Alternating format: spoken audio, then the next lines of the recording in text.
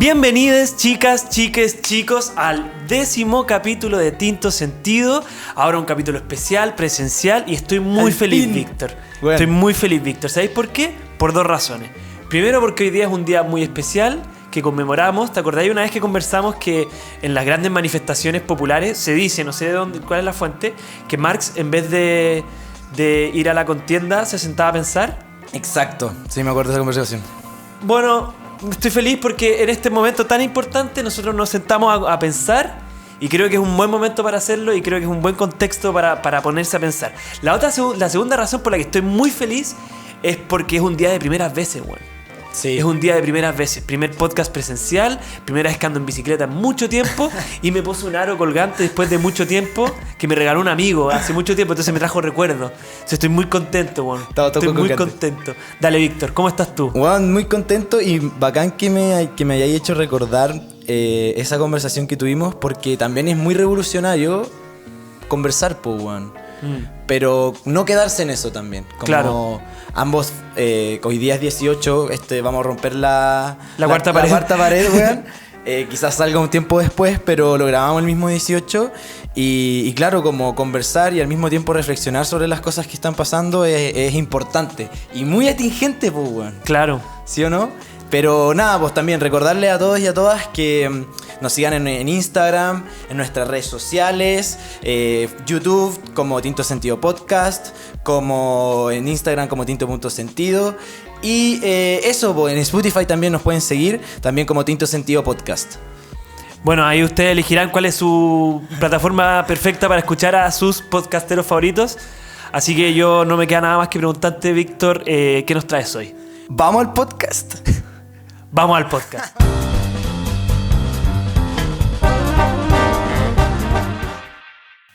¿Qué tal, chiques y chicas y chicos y chicus y todas las teles? ¿Cómo están? Hoy día, como dije, traigo un libro muy atingente, weón. Muy atingente al tema, al título. Quizás algunos ya lo habrán visto. Hoy día traigo el libro sobre la violencia de Hannah Arendt. Vamos a hablar de violencia de nuevo, Víctor. Bueno, Víctor, no puedes salir de la violencia. Es que, bueno, yo lo encuentro un tema pero fascinante. Aquí tengo mi marcador, aquí me lo regalaste tú. Sí, buen qué marcador.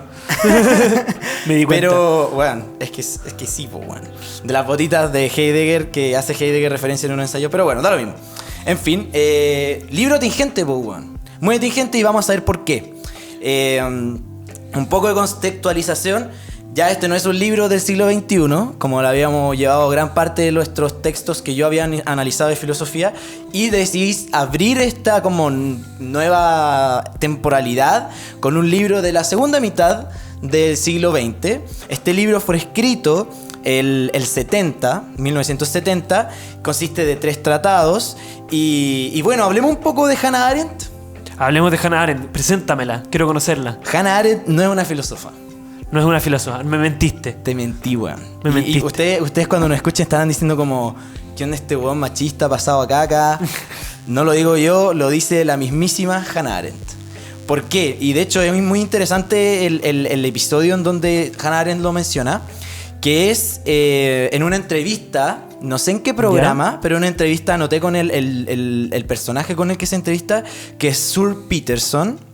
Está en francés, está en YouTube también. Podemos dejarles el link de la entrevista para que vean, porque al final Hannah Arendt es una mujer europea, tratando de sobrevivir en un mundo de filósofos europeos, hombres. Claro. ¿Cachai? Una escultura, una historia de filosofía, hombres. Y ella trata de surgir en este espacio, siendo que ella no se hace catalogar como filósofa, porque en la misma entrevista el gallo llega y le dice como, oye, bienvenida, tú eres la primera mujer que yo entrevisto, y... La primera filósofa, ¿o no? Sí, y tú eres una filósofa súper importante. Y llega Hannah Arendt y le dice, yo no soy filósofa, yo soy teórica política. Que para Hannah Arendt, y vamos a explicar previamente, es muy distinta la teoría política de la filosofía. Hannah Arendt hace una distinción importantísima, y que es muy importante para, quizás, no tanto para entender así como una pinceleada del libro que vamos a leer hoy día, o a hablar, pero para entender el rollo de Hannah Arendt es muy interesante, bueno. Pero en fin, al grano. este gallo le dice como, pero yo sí te considero una filósofa, po. Y Hannah Arendt le dice como, no, pues, no, ¿cachai? Y aquí como que igual tú demarcáis como la brecha que hay en esta como historia de filosofía, como esta cultura de puros hombres filósofos, y está Hannah Arendt acá que pone su isla, pues, pone su isla y pone su rollo. Y probablemente todo un movimiento y una corriente de cómo entender la filosofía a propósito de eso mismo, po. Absolutamente. Bueno, de hecho así ya, entrando como al rollo general de Hannah Arendt, ¿por qué Hannah Arendt se llama a sí misma cientista política? Porque... Teórica política, ¿o no? Eso, sí, ¿Ya? sí, teórica política. Ella se remonta a la antigua Grecia. Dialoga un poco con la propia fundación de la política y pelea con Platón. Donde llega y... ¿Por qué para Platón? ¿Quiénes deberían gobernar para Platón? Los filósofos, ¿no? Está eso lo dice en la República, ¿no? Exacto. Está la idea de la justicia analizada filosóficamente, pero no realmente políticamente, para Hannah Arendt. O sea, Platón, este concepto del rey filósofo, por la monarquía, por los filósofos, y los guardianes y todo el rollo, para Hannah Arendt es todo lo contrario. O sea, la filosofía es una rama de las humanidades, una práctica que es completamente opuesta a la política. ¿Por qué? Porque la política, dice Hannah Arendt, es la vida activa. O sea, es la acción política, es la acción, la propia ejercicio de hacer cosas. La vida activa es una hueá muy opuesta a la vida contemplativa, que son la filosofía. La filosofía fundamenta, claro, y ve, analiza el mundo, como pone sus lentes, observa el mundo con los lentes de la vida contemplativa. En cambio, Hannah Arendt dice, no, viejita, así no se hace la cuestión. Es desde la vida activa, desde las acciones políticas se analiza la política. De hecho, esta idea de la filosofía política para Hannah Arendt es como un oxímoron. Oxímoron significa cuando tú literalmente pones dos conceptos que son opuestos, antónimos, y los pones en una palabra y dan una hueá completamente nueva. O sea, claro, que casi que son excluyentes, ¿ya? O sea, es realmente genial esta como idea de Hannah Arendt de criticar. Bueno, estuvo muy de moda como en esa generación, porque obviamente también cabe mencionar que Hannah Arendt estuvo al lado o sea, fue alumna de Heidegger en Alemania. Sí, es contemporánea a Sartre, ¿cachai? O sea, como que llegó y puso su cuestión y dijo, así es la cuestión, y no, o sea, es fascinante. A mí me encantó el libro y eso, po. No sé si tienes algo que mencionar breve. O sea, a mí me pasa que eso último que dijiste es como toda una discusión que podría remontarse a los orígenes de la persona. Al final, como que viene primero, por la política o la filosofía, pues. Claro. Como la praxis en cierto sentido. Es que no es la praxis, otra cosa, es como lo activo, como tú decís. La vida activa. La vida activa versus la contemplación de las cosas antes de actuar. No sé, es como... Bueno, de hecho, como que lo conversé con un amigo mío, como que gracias al ocio igual uno puede hacer la vida contemplativa, ¿cachai? Claro. Pero previamente al ocio, y es lo que dice como la primera condición humana que hubo, es la vida activa. Y la vida contemplativa es como después. Claro. Llega Platón e intenta unir esto. Pero bueno, habiéndose posicionado Hannah Arendt de esta manera, ella escribe este libro en el 70, que son tres tratados.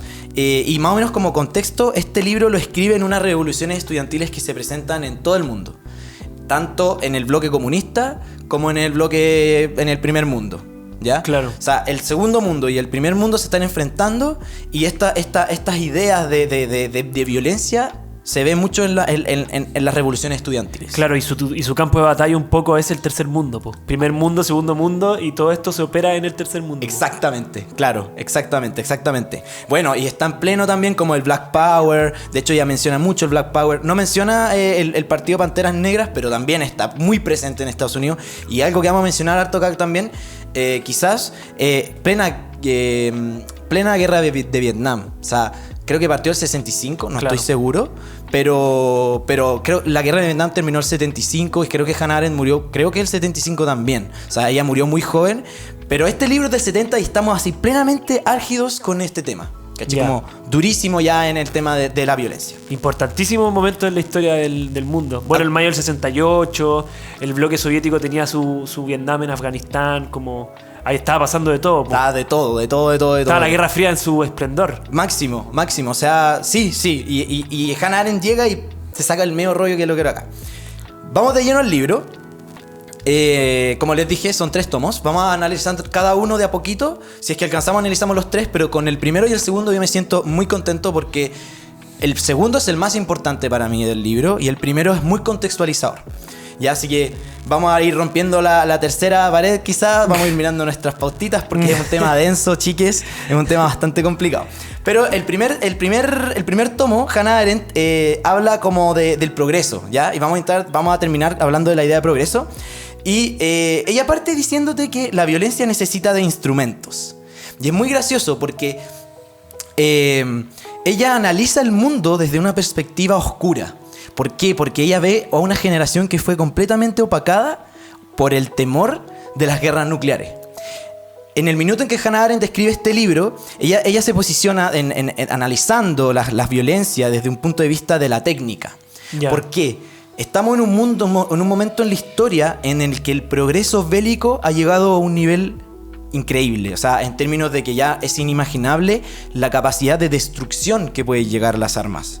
O sea, la guerra atómica es una realidad para esa generación y gracias a este avance técnico bélico, Hannah Arendt te dice como que se está dando vuelta la función, la propia atractividad de la guerra, que es la supremacía bélica, sino que es la destrucción propia. O sea, el fin de esta guerra armamentista, de esta carrera más que guerra, de esta carrera armamentista, no es la supremacía técnica fundada, ¿cachai? En la investigación, en tener un avance en la guerra, sino que es la propia destrucción absoluta. Es la destrucción, exterminio del enemigo. Claro, la acumulación de bombas nucleares, que es como una amenaza como que la amenaza es más importante que el conflicto en sí mismo, que las balas en sí mismo son dejadas de lado por el weón. No solo puedo destruirte a ti, sino que puedo destruir el mundo 3 veces, ¿cachai? Exacto. Como, claro, la amenaza nuclear, la famosa amenaza nuclear. Onda es muy violento, ¿cachai? Y esto lo menciona Byul-Chul Han y yo creo que me hace mucho referencia sacado acá, o sea, fijo de Hannah Arendt. ¿Ya? Como que es muy violento que un país, en ese sentido, es sumamente violento positivamente desde el punto de vista de Han, o desde este punto de vista como ya la violencia con los ojos de Hannah Arendt está siendo un fin, ¿cachai? Claro. Cuando un país está acumulando misiles nucleares, pero no los usa, pero los está acumulando, ¿cachai? Sumamente violento. Pero en fin, esto es muy, muy contextualizador.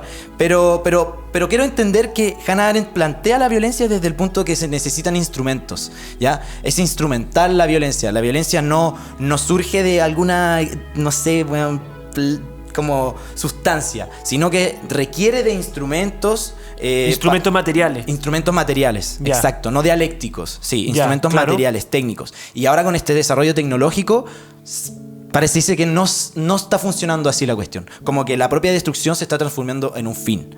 O sea, yo estoy destruyendo el planeta porque lo quiero destruir, ¿cachai? Entonces, como que la guerra va perdiendo el brillo bajo esta idea de la destrucción total, pues, bueno. Y obviamente que genera una generación de personas sumamente reacias a la violencia, pues, bueno. Como igual, no sé, pues, yo lo miro en la generación de los 80, por ejemplo, que le tienen como un quite a la violencia. Claro. Como a ver violencia, ¿cachai? Bueno, la generación hippie, pues marcadora por lo menos de mis papás, que son más viejos que los tuyos, como los marcó, pues. Oye, pero ¿sabéis que esta cuestión de esta observación hacia como la definición de cosas tan importantes a través de objetos, que es algo que siempre me ha llamado la atención, bueno, sobre todo desde Heidegger? Nosotros creo que este año hemos conversado mucho sobre Heidegger. De verdad no sé muy bien por qué, pero ha salido a la mesa. Ha salido a la mesa, pero la cosa es que como que tú me comentaste que Hannah Arendt tenía una relación con Heidegger, una relación profesional. Sí, sí. Entonces como que hay una reinvención de este concepto del objeto como útil.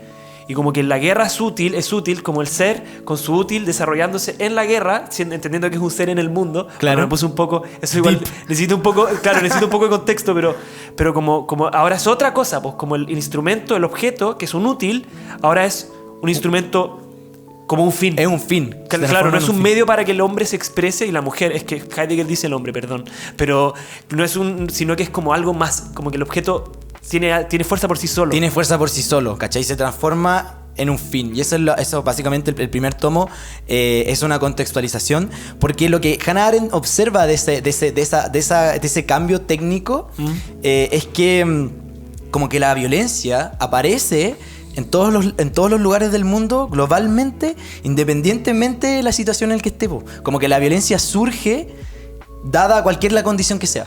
Siempre va a haber violencia, dice Hannah. Pero implícitamente, ¿por qué? Porque ella observa el primer mundo. ¿Qué vemos en el primer mundo? Estados Unidos, por ejemplo. Vemos el Black Power, ¿cachai? Como violencia estudiantil contra el estado policial de Estados Unidos, ¿cachai? Represión, etcétera, etcétera. Primer mundo, donde tenemos como cosas como libertad de expresión, ¿cachai? En Francia igual, como rebeliones estudiantiles en todo el mundo. Pero vemos el segundo mundo, ¿cachai? Vemos no sé, la Europa oriental. También vemos el mismo tipo de experiencias de revoluciones estudiantiles, de revueltas estudiantiles, pero en otras condiciones, ¿cachai? Que ellos no tienen libertad de expresión, pero sí tienen tienen participación, ponte tú, tienen movilidad política, a diferencia que vamos a analizar como los constructos burocráticos que tiene Estados Unidos, ¿cachai? Y por ejemplo, y en el tercer mundo igual, como que todo esto se está desarrollando independiente, es como esporádico, ¿cachai? Como que dada, no es como, no sé, como generación espontánea, como que siempre va a estar. ¿Y eso en contraposición a alguna idea? Como la violencia está en todas partes, en todos los países, independiente del contexto. ¿Eso es una manera de rebatir algo? ¿Como una posición sobre la violencia de un otro? Claro, esto es ¿por qué? Porque ella lo explica con la ausencia de poder en ciertos lugares, por ejemplo. Ya, pero lo vamos a ver en un ratito, en breve. ¿Ya? Pero bueno, todo esto, porque ella, ¿cuál es el común denominador? Ella se pregunta como, bueno, ¿por qué dadas las condiciones que hay violencia? Ella dice, es porque tenemos siempre una visión de progreso que choca.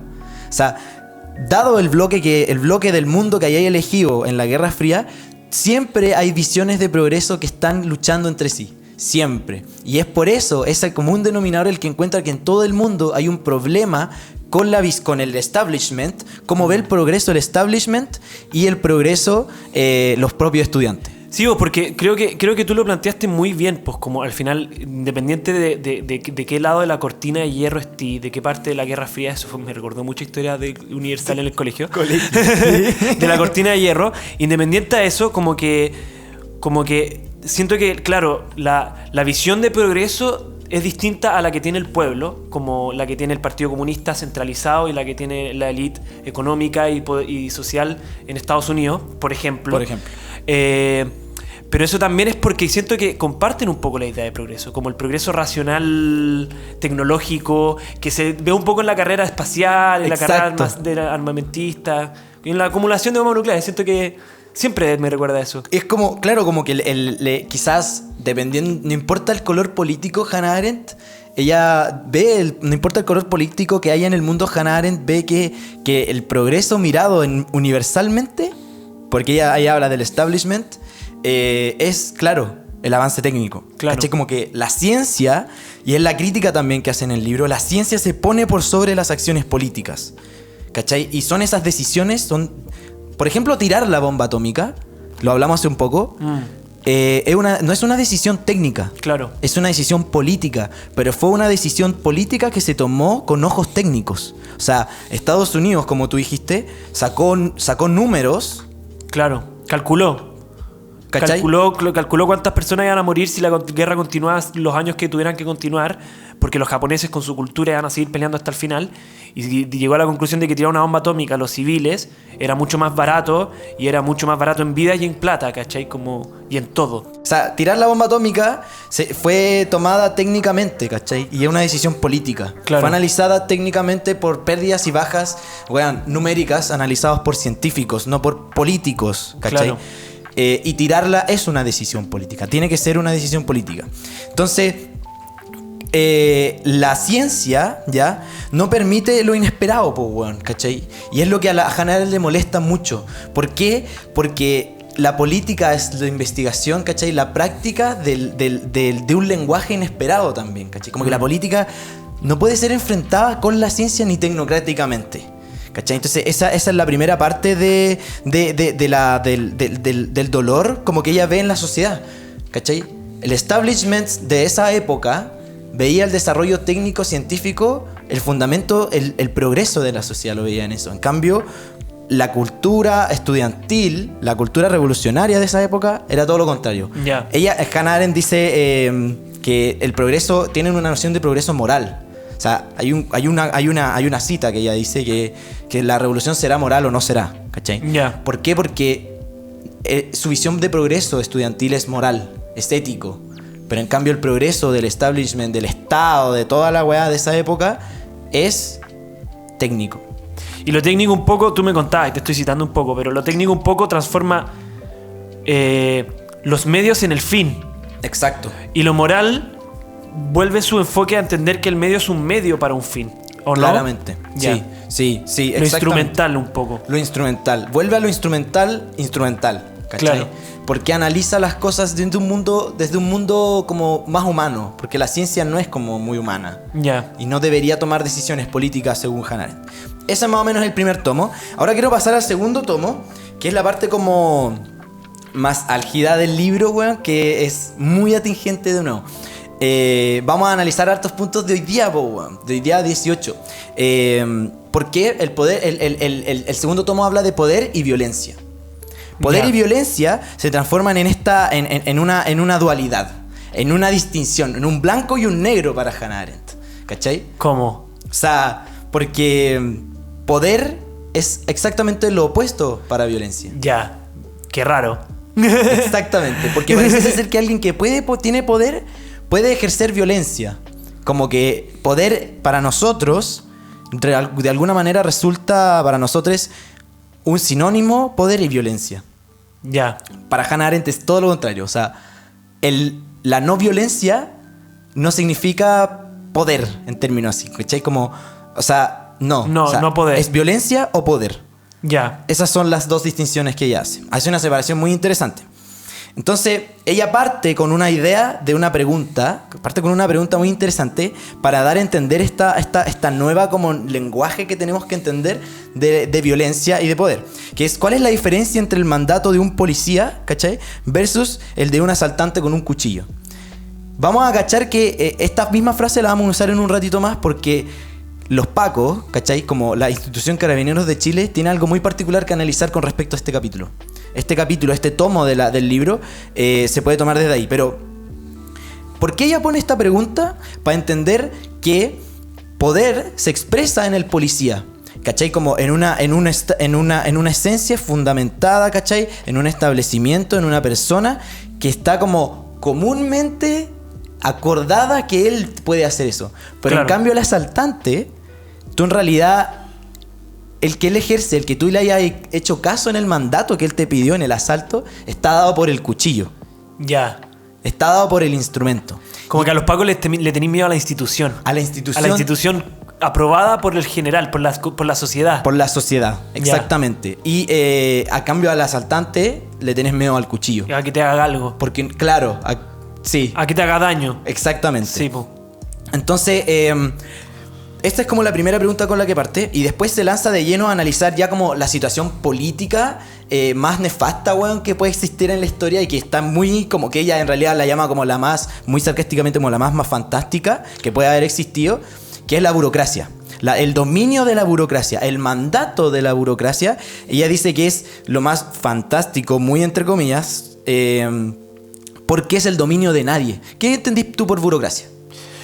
Para mí burocracia es cuando hay como procesos muy intrincados y mucha gente involucrada en un proceso burocrático, en cualquier decisión democrática, política de un Estado, de un gobierno, de una institución. Como que claro, como que es como un tejido muy feo de institucional de algo que Claro. se vuelve como más complejo y que cada vez es más difícil avanzar en él. Claro. Como que, y la política ahora es súper burocrática, po, weón. Muy burocrática. Como, de hecho, el problema de la burocracia es que tú no podías encontrar culpables, po, en ningún minuto. O sea, si lo aterrizamos ahora, si tú despedías a Piñera, el problema no se va a solucionar, weón. Ya. ¿cachai? ¿Por qué? Porque hay todo, weón, un nivel de burocracia que las decisiones como que no son fundamentalmente propias de una persona en un sistema tan burocrático como lo sería el gobierno chileno, ¿cachai? Entonces, está esta idea, claro, como que hay una resistencia y que la burocracia es como la incapacidad de poder hacer cosas frente a eso, ¿cachai? La burocracia se presenta como que te quitan tu capacidad de acción como pueblo, ¿cachai? Como que tú no tienes a quién enviarle el reclamo, weón. No puedes enfrentarte a alguien a decirle, weón, esta weá está mal. Porque si tú ahí te dicen, te vas con eso, dicen, no, es que tenéis que ver acá, es que tenéis que ver acá, es que tenéis que ver acá. ¡Ay, qué horrible! ¿Cachai? Sí, que es algo que tú dijiste, que eso pasa mucho en Chile, pues, bueno. Pasa demasiado en Chile, ¿cachai? Sí. Tenemos muchos filtros burocráticos para pasar, weón, una ley, etcétera. Puras weas, ¿cachai? Que al final se transforman en que se aburren la wea y ahí quedan los proyectos, se estancan, ¿cachai? Bueno, en fin. Y claro, no hay a quien echarle la culpa. Claro, no hay un enemigo. Claro.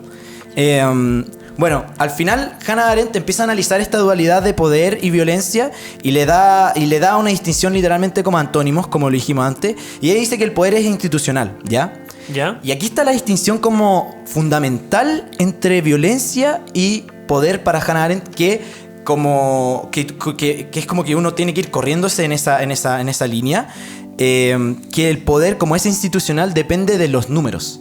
Términos no de los números de ecuaciones matemáticas, sino que depende de las personas a las cuales está influyendo ese poder. En términos de cómo nosotros dos analizamos, o sea, tenemos un cierto, como nos ponemos de acuerdo en ciertas cosas y empezamos a crear un cierto poder. Y así empezamos a llamar gente, y somos un número como importante de gente, o un número ¿ya? superior, que podemos ejercer cierta presión. Pero en cambio la violencia no depende de números, pues, bueno. No depende de números porque una persona puede ejercer mucha violencia. De hecho, Hannah Arendt dice que el punto álgido o la expresión máxima de violencia es uno contra todos, ¿ya? O todas, o una contra todas. Y la de poder, la expresión máxima de poder, de presión ejercida por el poder, es todos o todas contra todos, o sea, contra uno o contra una. ¿Cachai? Entonces, la distinción es completamente opuesta, po, weón. Como que la violencia, ella no pasa a ver como, porque filosóficamente analizar la violencia, si es que pegarte un combo es violento, como que no va por ese lado. Claro. ¿Cachai? No, la filosofía se toma el tiempo de decir qué mierda es la violencia, po. Exactamente, como que, y cómo funciona, ¿cachai? Cómo funciona la violencia. Y Hannah Arendt te la pone muy fácil en ese sentido, una mujer que escribe muy maravillosamente cómodo, weón, para cualquier persona que la quiera leer, que te lo pone así. Como esa es la brecha, esa es la gran distinción. Y muy política también, muy práctico. Claro. Entonces, al final, el problema está en que la misma violencia, como es ejercida desde una persona, que sería como es instrumental, vamos a hablar mucho de eso, estamos hablando mucho de eso, como es instrumental. Tú le hiciste caso al policía porque hay una institución policíaca. Hay muchos pacos en Chile. Y hay democracia, hay un gobierno, hay burocracia de por medio. Y nosotros nos pusimos de acuerdo en un contrato social, ¿cachai? Como en claro. el cual nosotros estamos ante el mandato, nosotros bajo la dominación de la ley. Pero en cambio, y eso es como común, porque todos nos ponemos de acuerdo para, como que esa es la teoría como política, como todos nos ponemos de acuerdo implícitamente para vivir en sociedad. Pero en cambio la violencia no, la violencia puede ser ejercida como una célula. Hannah Arendt aterriza eso a que al final el poder, como funciona de los muchos, es como un fin en sí mismo, el poder del Estado, como que consolidar la política, la polis es el fin, ¿cachai? La organización común de todos. Pero a diferencia de la violencia, que es un medio, ¿cachai? Que es una forma de llegar a eso. Entonces por eso es instrumental la violencia, sumamente instrumental. ¿Y cómo podemos ver, entender es como esta dualidad? Y que tú dijiste muy bien, que lo explicaste como con esa barrita. Ahí vamos a tirar el ejemplo. Que por ejemplo en la guerra de Vietnam, ahí se ve muy notoriamente como la diferencia entre poder y violencia. ¿Por qué? Estados Unidos estaba invadiendo Vietnam y volviendo como su fin la propia violencia, porque ellos tenían supremacía técnica por sobre el Vietcong y Vietnam. Pero por otro lado, ellos teniendo, Estados Unidos, plagando la selva de Vietnam, con agente naranja Sí. es sumamente técnico en contraposición, bueno, a las AK-47 que eran donadas básicamente por la URSS, A las chalas de los guerrilleros vietnamitas. ¿cachai? ¿Y quiénes ganó? Pues, weón. Vietnam, po. pues, weón. Porque tenían poder. Porque tenían poder, porque el poder funciona con números. O sea, Ho Chi Minh tenía tan unido a Vietnam, tenía tan conocida a la gente, tenía tanto como poder sobre la gente, que la gente resistió, pues, weón. Y la violencia siempre termina para atrás en ese sentido, como que la violencia no puede conquistar cosas, según Hannah Arendt. Claro, y es como, yo también te comentaba el ejemplo de Batista, pues, el dictador cubano, previo a Fidel. El dictador fascista, Batista, que también era fascista. De pasada. No, Batista como que un poco, claro, como Fidel cuando empezó la revolución y eran como, ¿cuántos? 100 hueones, eran terroristas, pues, ¿cachai? Como Claro. eran un conjunto de terroristas que hacían actos terroristas. Y Batista estaba consolidado porque tenía poder y ellos ejercían la violencia, los guerrilleros. Pero después, conforme Batista fue perdiendo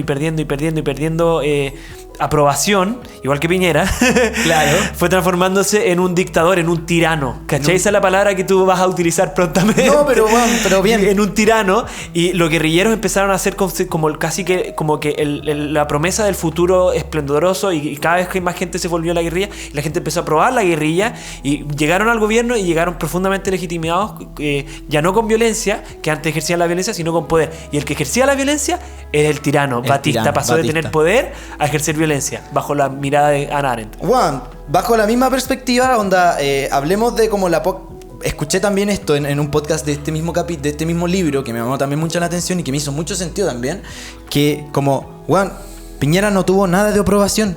Claro. Como que fue una minoría, cuando hubieron las elecciones, una minoría, weón, ganó. Claro. Es que es lo mismo. ¿Cachai? Entonces, ahora y ahora de nuevo, ¿cachai? Como, weón, ahora está pasando esto mismo en este instante, weón. Sí, po. Onda, este cambio, porque como que antes con Chris nos pusimos a conversar y como que me estoy volviendo más violento y menos poderoso. Porque como que tenemos la violencia y el poder acá, y a medida que, perdemos el poder, y para mantener de alguna manera el establishment, empezamos a ejercer violencia, y esa violencia se empieza a ver, ¿cachai? Se empieza a ver. Y hay muchos casos así en donde... Por favor, después cuento el de la matanza de Santa María, claro, que es muy atingente, también con el libro. Pero, por ejemplo, pues Piñera tuvo una aprobación como la mierda respecto a 14, 15, 17 millones de personas, weón. Weón, y no tiene nada de poder, pues, weón. Y ahora, ¿cómo vemos? Si yo te pregunto de nuevo, la misma pregunta que se hizo Hannah Arendt en un principio, como, ¿a qué le tienes más miedo? ¿A un Paco o a algún asaltante? Tú igual vayas a dudar tu pregunta, po, weón. Sí, pues, y el Paco como que ya no es el poder del Paco, sino que es su luma, su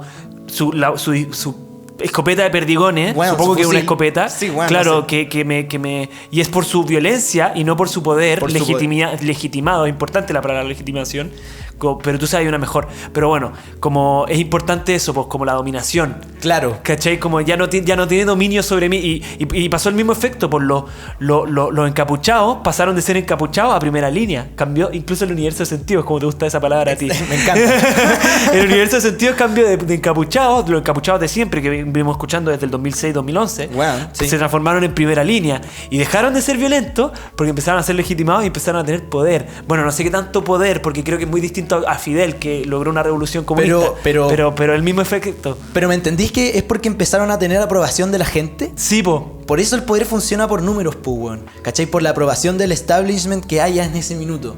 ¿Cachai? En este caso, el pueblo chileno se está dando cuenta que los que en verdad están peleando por la lucha en contra de la burocracia, que estamos hablando mucho de eso porque hay que tenerlo muy claro, en contra de la burocracia chilena, son ellos, po, weón. Claro. Y el que está ejerciendo realmente la violencia y que no se está legitimizando porque, como dice Max Weber, como que el Estado es el espacio o como el establecimiento o la organización que puede ejercer violencia legítima, esa relación se está dando vuelta. Claro. Porque están perdiendo poder y la violencia que están ejerciendo no se está escondiendo o no está siendo legitimizada o justificable, mejor la palabra es, para Hannah Arendt. Vamos a entender por qué, frente a esas situaciones. Claro, Piñera se transforma de un dictador, o sea, de un presidente a un tirano, po. Se está transformando en alguien elegido democráticamente por una minoría que ya tiene poco poder, que eso ya es pocamente representativo.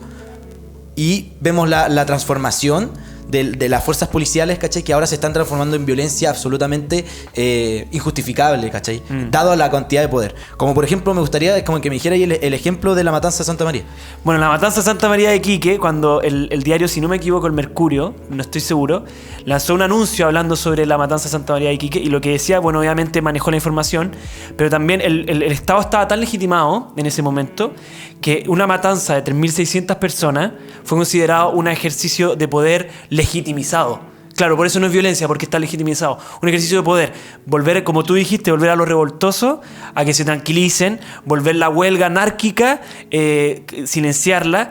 Y conforme pasó el tiempo y nos dimos cuenta que fuimos engañados, que aquello que se dijo en el Mercurio era mentira, que fue una violencia, una cuestión muy agresiva, empezamos a darnos cuenta, y conforme incluso el Estado empieza a perder legitimidad, conforme pasa el tiempo, porque nos vamos dando cuenta que el Estado chileno siempre ha sido burgués, aristocrático y todo eso, nos vamos dando cuenta, sobre todo en los 60, con la cantata Santa María, o sea, ahí se hizo muy popular, que lo de Santa María de Iquique fue una matanza obrera, vil, y uno de los episodios más oscuros de la historia de nuestro país. Chile. Claro, pero ¿cachai que en ese minuto como que ese ejercicio violento, en ese minuto de matar gente, no se vio violento? Estoy haciéndolo entre comillas para la gente que está en Spotify. No fue violento, weón. Porque sí, la gente no lo interpretó como algo violento, sino que fue interpretado como, bueno, ordenar el gallinero. Claro, exacto. Pero ¿qué vemos ahora? En estos minutos, weón, el Estado chileno está tan poco legitimizado, ¿cachai? El poder del Estado chileno está tan poco legitimizado que cualquier uso por mantener su poder, que es mediante la violencia en este caso, se ve explícitamente como violencia en su fin. Y no como poder legitimado. Claro. No como algo que debe hacer, sino como algo que está haciendo por bueno, maldad. Exacto. Y llegamos justamente al punto que Hannah Arendt como que, bueno, que es la parte igual más brígida del libro, que ella dice como...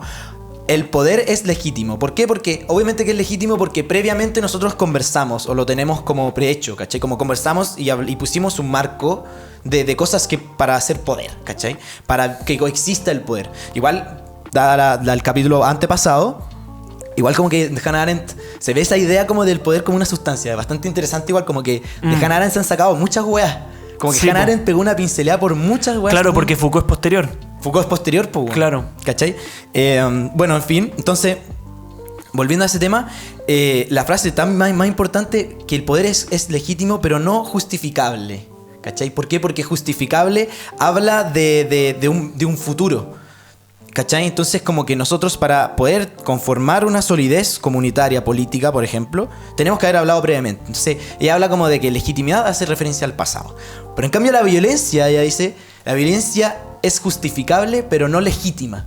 Porque nosotros no nos podemos poner en el pasado a decir como, bueno, vamos a ejercer violencia infinitamente en un futuro, perpetuamente, ¿cachai? Porque la legitimidad habla de una forma de perpetua, como de que se establezca algo. Pero es justificable porque habla en el corto plazo, en un futuro. Porque es para un fin. Claro. Es un medio para un fin, pero no es un fin. En cambio, ella dice que el poder es un fin en sí mismo. Por eso se tiene que hablar como previamente y mantener en el tiempo. Por la legitimación, pues. Exactamente. ¿Cachai? Entonces es muy esa wea como... Dejó de ser legítima, por decirlo así, como justificable la violencia, porque el poder empezó a perder su legitimidad en Chile. ¿Cachai? El Estado chileno se está perdiendo su legitimidad.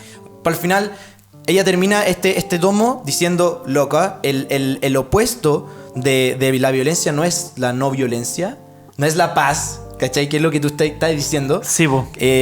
Sino el poder. Claro, porque como te comentaba y como le comentaba a mi familia en su momento, los movimientos pacifistas no eran no violentos necesariamente. ¿Cachai? Como los Panteras Negras era un movimiento pacifista y no eran no violentos. ¿Y para qué decir Lenin? Lenin era un movimiento pacifista, el movimiento revolucionario bolchevique era un movimiento pacifista en cuanto no quería una guerra. Los Panteras Negras no querían que mandaran a los negros a pelear a Vietnam. Al frente, po, y por eso no querían la guerra y por eso eran pacifistas, porque querían la paz, entendiendo la guerra y la paz como un tratado internacional político diplomático, pero los medios para lograr ese fin podían ser violentos. ¿cachai? Ellos no es como que había movimientos pacifistas no violentos, Como por los supuesto, como los hippies, pero también habían estudiantes que eran violentos y que le tiraban piedra a los pacos, que eran pacifistas, y yo creo que en esa época debieron haber escuchado 1000 veces como ya, pero no eran pacifistas. No, pues no es lo mismo, pues, No es lo ¿cachai? mismo, exacto. Han existido muchos movimientos pacifistas en la historia que han sido violentos. Exacto, exactamente. Y puta, esta weá es muy maravillosa, pero no sé si se habrá entendido bien, pero como que al final está como barrita, como que si tú estuvieses ahí en un juego, weón, y en este lado tenés, weón, poder y en este lado tenés violencia, y dependiendo de tus decisiones, vas perdiendo poder o vas perdiendo, haciendo más violento. Y te vas transformando en presidente o tirano. Claro, Sí, claro, exactamente, sí. ¿cachai? Entonces, como que, de hecho, y eso se podría analizar como la impotencia, ¿cachai? Como que a medida que uno pierde potencia, genera violencia, pues, bueno. Claro. La propia prohibición de actuar, que sería la impotencia, de hacer cosas, genera violencia. Claro. Tanto en las personas como en el Estado, pues, bueno. ¿Por qué? Porque si el Estado se le revuelve el gallinero, ¿qué hace? Ejerce violencia en ese sentido. Como que la impotencia de poder mantener, bueno, el Estado bien, el Estado ahora me refiero como a la situación, bien, ejerce una presión. Y tú me habías comentado un poco que esa impotencia se generaba fuertemente por la burocracia, ¿o no? Exacto. Porque el gobierno burocrático quita mucha potencia, pues, weón. Claro. Porque te deja a ti una sensación de imposibilidad de cambio. Oye, exactamente lo que está pasando en Chile. Es exactamente- El Tribunal Constitucional. Weón, pero weón, como weón pacos que pueden votar 2 veces, weón. Sí, po. ¿Cachai? Que son infiltrados. ¿Y qué te genera a ti? Una impotencia imposible. ¿A quién le reclamáis? ¿Va a ir a la comisaría acá? No, a nadie, ¿cachai? Sí, po. Y Imagínate los palestinos en Israel y todo. Bueno, hay 1000 ejemplos, pero... ¿Cachai? Mm. Y esa impotencia genera violencia. Y es lo que igual Hannah Arendt de alguna manera no es como que critica sobre él y es muy maravillosa. O a Sartre, weón, que tiene como esa glorificación de la violencia. Pero ella dice como que al final la violencia dentro de ciertos márgenes sí funciona, pues, weón. Ella, de hecho, en el siguiente tratado, que es muy breve lo que voy a decir, que ya es el último, que habla como de la naturaleza humana de la violencia, que al final es sumamente racional, ella dice, como que la violencia puede ser racional. Claro. Y en eso se basa igual como la parte más rica del tercer tomo, según mi concepción, porque ya habla como más de justificaciones, ¿cachai? Pero como que el hecho de que, por ejemplo, critica a Kant que hace ella, como que que seamos racionales, nos hace profundamente peligrosos en términos irracionales. O sea, tener razón nos hace peligrosamente irracionales. ¿Cachai? Como que, y aquí voy a leer una cita, como que la violencia sí puede ser racional, ella dice, utilizar la razón cuando ésta se utiliza como trampa no es racional, entre comillas, no es racional. Del mismo modo que no es irracional usar un fusil en forma de defensa propia.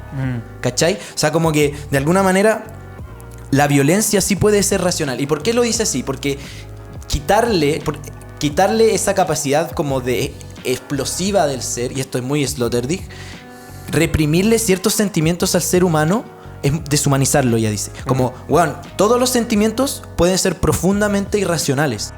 Tanto la ira, la rabia, que son sentimientos sumamente como fundamentales, muy como esenciales del ser humano, tanto como la felicidad, como el amor, ¿cachai? Como el enamoramiento, pueden ser profundamente irracionales. Oye, y ese punto de que la razón es lo que nos hace peligrosamente irracionales, estoy leyendo la pauta, nunca había hecho eso, güey. Bueno, la cosa es que me recuerda una de las primeras cosas que dijiste, po, la acumulación de bombas nucleares, el napalm, como que ese tecnicismo y las decisiones técnicas que deberían ser políticas, pues como ahí está la razón, como trampa, como diría. Como trampa, po. Y es una crítica también como a todo esto de Kant, de apuntar a las lógicas de ilustración, a las lógicas racionales, como que va mucho más allá de eso. Exacto. Y es muy interesante porque, bueno, ahí volviendo al tema como de la ciencia, pues, weón. ¿Cachai? Como que el hecho de que seamos capaces de pensar, o sea, ¿es racional, weón, hacer una bomba nuclear?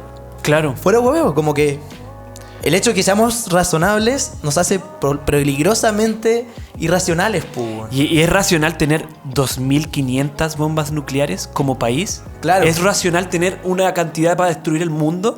Así como, ¿a quién se la vaya a tirar, weón? Si tiráis una bomba nuclear, cagaste esa zona gigante por ¿cuánto tiempo? Bueno, no es racional, po. No, en absoluto, weón, en absoluto, ¿cachai? Por eso, tirar la bomba atómica no fue una decisión como... como por eso, es una decisión política y fue tomada racionalmente, pero profundamente irracionalmente a la vez, pues, ¿cachai? Claro. Bueno, y esa es la parte más interesante, como que Hannah Arendt te trata de sacar el rollo como así explico la violencia, como que la violencia sí, como que la violencia te sirve para romper este tubo de ciencia, ¿cachai? Este tubo de seguir, weón, avanzando en el mismo como idea de progreso. Y llega la violencia como un medio para romper esa idea y volver al camino de tomar decisiones políticas con concepciones políticas, pues, weón. La moral, que dijiste antes. ¿Cachai? La revolución será moral o no será, ¿cachai? Claro. Eso es de Hannah Arendt, así se lo saca del libro a otra persona, pero lo dice como, weón, esta weá es real. Igual Hannah Arendt siempre buscando que otra cita del libro como la representación o sea, el poderío del pueblo por sobre los políticos. Claro. ¿Y qué pasa ahora? Que se está dando vuelta, o sea, hay muchas relaciones de que se están dando vueltas, pues, weón. Y la propia dominación de los políticos por sobre el pueblo genera una cantidad de impotencia en el pueblo, ¿cachai? En nosotros, en el comunitario. Y particularmente en ese tipo de gobierno que sería como el burocrático, ella hace una relación como mientras más burocracia, más violencia hay, pues, weón. Porque la burocracia genera impotencia. Y como dijimos antes, mientras más impotencia, más violencia, según la barrita, pues, weón. Claro. Y mientras más impotencia, nos vamos volviendo más violentos. Bueno, pero en fin, lo que quería dejar muy en claro es que Hannah Arendt dice, volviendo al tema de la burocracia, que la burocracia, esto es cita de ella, priva de libertad política y de acción. En una sociedad burocrática no queda nadie con quien debatir, pues, weón. Entonces, ¿cómo voy a pedirle? Y ahora me acuerdo este video del señor que le preguntan como quemaron como una tienda o sea, como distribuidora de automóviles, ¿cachai? Que la incendiaron y le preguntan a la entrevistadora como, ¿usted vio esto? Y dijo, no, yo no vi nada, pero de que estuvo bueno, estuvo bueno. Pero que estuvo bueno, estuvo bueno. Lo que es bueno, usted sabe cómo lo hago. ¿Pero qué le parece este nivel de destrucción que ha habido hoy día? Si no hay destrucción, nadie nos escucha. ¿Se imagina usted con una bandera blanca? Ni un gol nos pesca. Pedazo de video. Bueno, de los mejores videos de la historia social. Y la señora le pregunta como, ¿pero usted está de acuerdo como con la forma tan así? Y el señor dice, pero Juan, si saldríamos con banderas blancas, bueno, no nos va a pescar nadie. ¿Por qué? Porque como es un gobierno burocrático, no hay nadie con quien debatir. Juan, burocracia es el dominio de nadie frente a todos. Claro. ¿Cachai? Entonces, es muy real, weón. Ese señor... qué real y qué chileno, weón. Weón, es muy chileno, ¿cachai? Como, weón, vamos a salir con banderas blancas, no nos van a pescar nunca. Porque no funciona. Y no funcionó, po. Y no funcionó en 30 años. Exactamente. Tuvo que haber saqueos, quemas y todo eso para poder cambiar la maldita constitución, pues, weón. Igual y trucho, pues, weón. Porque los del rechazo pueden votar qué tipo de weá quieren, como. Sí, po. ¿Cachai? Por burocracia. Sí. ¿Y a quién le vaya a reclamar esa weá? ¿Cachai? Sí, totalmente. Entonces, bueno, al final, Hannah Arendt tiene todo este rollo de la vida activa. ¿Y por qué lo mencioné en un principio? Porque Hannah Arendt a mí me dejó un gusto de que, por ejemplo, la burocracia, que hay que siempre pelear en pro de las capacidades de acciones que uno tiene. ¿Cachai? Como que la vida activa es sumamente importante. O sea, somos seres políticos en términos de nuestra capacidad de acción, dice Hannah Arendt. ¿Cachai? O sea, si perdemos potencia en nuestra capacidad de hacer cosas, nos están deshumanizando políticamente también. ¿Cachai? Entonces, ¿cómo rompemos esto? Mediante supuestamente una acción que ella pone también entre comillas en el libro como poco política, que sería la violencia. Hay que usarla, pues, weón. ¿Cachai? Finalmente, Chris, quiero preguntarte, ¿con qué te quedas hoy día? Lo pensé mucho, es que a mí, mira, no sé si es porque nos vimos después de tanto tiempo, no sé si estoy enamorado de ti hasta las patas o qué pasó, pero me encantó este capítulo, weón. Me encantó el libro, o sea, no lo he leído, pero me encantó el rollo. En realidad el rollo, no el libro, porque no lo he leído. Pero algo o sea, como que me mencionaste, pero no lo mencionaste ahora, pero que quiero sacarlo a colación a propósito de respondiéndote la pregunta, es que el poder y la violencia son antónimos, son dos cosas completamente distintas, y cuando hay poder no hay violencia, y cuando hay violencia no hay poder, ¿cachai? Eso es muy cuático, y eso se ve mucho en el terror. Exacto. Como lo que estábamos comentando, que lo comentamos mucho rato, por eso quería sacar la colación. Tú lo dijiste, ¿qué se necesitaba para destruir las Torres Gemelas? Que es el acto de terrorismo más grande que quizás haya tenido la humanidad o Estados Unidos. Definitivamente el acto terrorista más fuerte de Estados Unidos. Definitivamente. El terror que produce la violencia sin ni nada de legitimidad, y se necesitó 3 personas. Los unos contra todos. ¿Cachai? Yo creo que ese es el mayor ejemplo. Y ese ejemplo y el concepto de terror y todo eso me deja pero así enamoradísimo de como la violencia y el poder para Hannah Arendt. Tengo que racionar, tengo que rumiar si es que lo comparto, porque también tengo que... Sí. Hemos hecho muchos capítulos sobre violencia, sí. Pero definitivamente un rollo muy interesante. ¿Y tú con qué es lo que te quedaste más fuertemente? Bueno, me quedo con la fundamental crítica a muchos filósofos que hace pasar Hannah Arendt y como a la tecnocracia, weón. Como ¿ya? La crítica que la técnica, la ciencia no debe tomar decisiones políticas, weón. O sea, como que yo he escuchado mucho esta idea como de la tecnocracia, y me pareció muy bacán encontrarlo acá. Como algo muy novedoso. Y eso me encantó. Claro, y la manera en que lo abordó también. También, pues, weón, también. Muy interesante. Pero a nosotros también nos gusta escuchar música. Claro. Así que, Chris, ¿qué álbum me traes hoy día? Mira, traté después, porque nosotros conversando sobre este capítulo y todo, traté de darte una vuelta de, bueno, el poder, la legitimación, la violencia y todo eso. No, pero sí, este es un capítulo, yo creo que salió sin querer un poco, porque no fue tan a propósito, pero creo que es un capítulo especial 18 de octubre. Sí. Palpico, como que... Sí, entonces, en ese sentido, ¿conoces la canción Santiago de Chile? ¿De quién? ¿De Silvio Rodríguez? Sí. Pero no te escuché tan emocionado. No te encanta la canción. Ya bueno. ¿Tú sabías que yo soy como panqueta de old school, ¿por qué me preguntáis esas weas como, weón? Bueno, Santiago de Chile es una de las canciones más famosas de Silvio Rodríguez, que se la dedicó a nosotros, por supuesto, los santiaguinos, porque soy santiaguino de corazón, creo que tú también, en el sentido de que naciste criado en Santiago. Y quiero hablar del álbum Días y Flores del 73-4, creo que el 74, el primer disco de Silvio Rodríguez. Yo me planteé en su momento escucharme toda la discografía de Silvio Rodríguez, porque Silvio Rodríguez es el mejor músico en tema de letras y en comparación a todo, popular y no sé qué, de Latinoamérica. Eso es lo que yo creo. Pero no es mi favorito, pero sí yo creo que es el mejor. Y en ese sentido me planteé escucharlos todos, entonces partí con el primero, Días y Flores. Lo escuché 300 veces y no pude escuchar el segundo. Lo escuché hasta el cansancio, porque dije, bueno, este es el mejor disco del mundo. Es buenísimo, tiene temas muy famosos como Playa Girón, Santiago de Chile, Días y Flores, que el álbum se llama Días y Flores, y tiene canciones menos famosas que también son muy buenas, como La Vergüenza, El Mayor y muchas otras más. Bueno, y como Esperando Abril, que me encanta. Entonces tiene canciones, parte con canciones muy felices, tiene canciones bien tristes, tiene canciones en donde habla la vergüenza pero todo está cerrado en un círculo de una experiencia que yo creo que es muy valiosa y muy curiosa, que es haberse criado en un país comunista. ¿Cachai? Porque la revolución fue el 59 y Silvio Rodríguez debió haber nacido por ahí. Yo creo que Silvio Rodríguez no conoció conscientemente otra cosa que no fuera el comunismo, y él habla mucho de eso en sus canciones. Y esto es me voy a poner un poco nerd, pero resulta que la definición hay un tipo que se llama Lowy y Sairé, son dos tipos que hablan de que el romanticismo es la visión negativa del presente moderno y positiva del pasado. Y eso abarca muchos movimientos hasta el siglo XX, incluso parte del siglo XXI.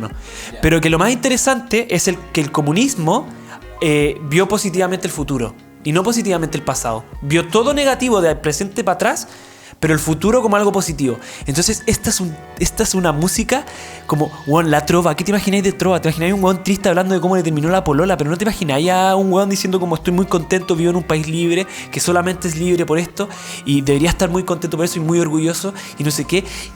Bueno, compáralo con Manuel García, no sé, con estos llorones que heredaron Silvio Rodríguez, como, bueno, y también hay canciones, por ejemplo, hay una canción de la muerte de Martí, yo lo interpreto que es El Mayor, que es de mis favoritas, que habla de que la herida, mientras más grande, la herida de muerte que él tuvo en el campo de batalla, mientras más grande se vuelve, más digna es, porque plantea un futuro esplendoroso. Entonces, la muerte, que siempre se ha visto en estos géneros latinoamericanos tristones, como la nueva canción chilena, como algo horrible, algo muy triste, dicen que es Manuel su nombre y que se lo llevan camino a Tiltil, súper triste, súper no sé qué. En este momento es visto como algo como, bueno, te estás muriendo, pero la gloria está enfrente tuyo, ¿cachai? Entonces esta cosa súper interesante, que a mí me interesa mucho el comunismo, además de que soy comunista, como algo súper interesante. Bueno, y también Santiago de Chile, ¿cachai? Que la única canción, la canción más trágica que es Santiago de Chile, tun, tun, tun, cantando como bueno, ahí pasó algo terrible, llegó un dictador que nos quitó el sueño. Lo único terrible pasa en un país que no es el suyo, ¿cachai? Como el Cuba idealizado, mi presente idealizado, como los otros pudieron, que es muy raro igual el efecto, como los otros pudieron haber sido felices si se parecían a mí, pero no se parecen a mí, así que son tristes, ¿cachai? Ya. Por eso me parece muy curioso y muy interesante, pero también muy curioso el disco Días y Flores. Está buena. Es muy curioso, es muy bueno además la música. Yo no puedo hablar de temas técnicos porque no conozco tanto en ese sentido, pero sí puedo decir que es muy bueno, que tiene piano, tiene muchos instrumentos muy interesantes, pero que sobre todo es curioso, y con eso me quedo. Y que también Silvio Rodríguez nos dedicó una canción especialmente porque habíamos perdido la esperanza y porque hoy en día la estamos recuperando. Viva Chile, mierda. Viva Chile.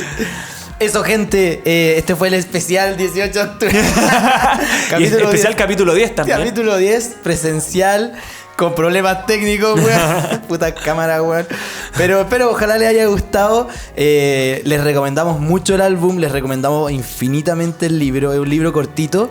Se me olvidó decir al principio, lo voy a poner en un audio, que lo tengo en PDF. Así que lo voy a subir para los escuchantes de Spotify. Perfecto. El libro está en PDF. Así que esto fue el 10º capítulo de Tinto Sentido.